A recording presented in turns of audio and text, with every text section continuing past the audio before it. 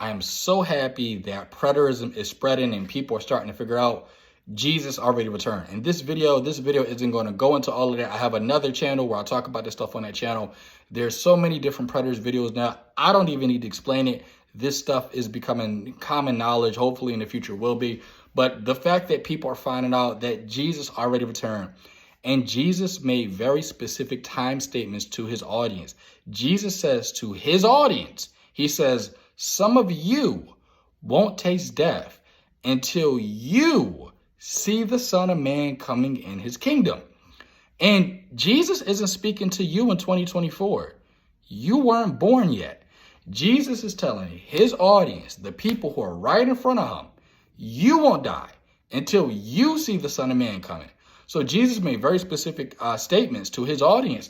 Even when you go to 1 John 2:18, John says in 1 John 2:18, little children, there are many antichrists. This is how we know we are in the last hour. If you go to the book of Hebrews in chapter 1, it says, and many times in various ways, God spoke to us through our fathers.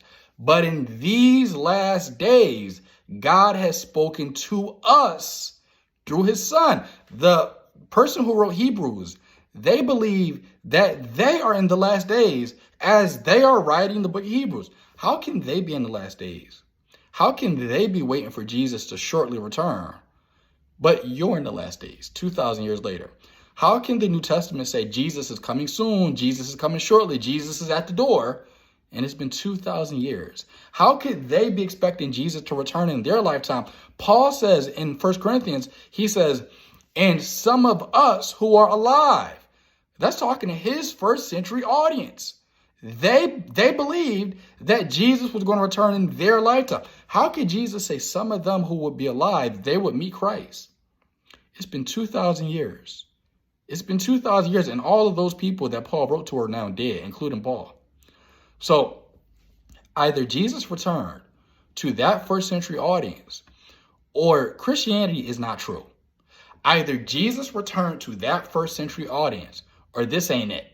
So there's a lot more videos explaining preterism, explaining this view, explaining how Jesus definitely did return in 70 AD. But I'm happy that the view is getting out there, and people are getting too smart for their pastors. People are getting too smart for Christian apologists and these other people gatekeeping this information. And now that we have the internet, people can't tell you, don't look at this. Now that we have the internet, people can no longer say, well, don't look at that video.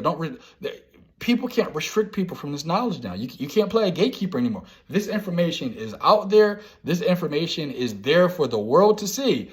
And people are waking up, and there's nothing that you pastors can do about it. There's nothing you Christian apologists can do about it. There's nothing that you gatekeepers can do about it. People are waking up to the fact that Jesus already returned.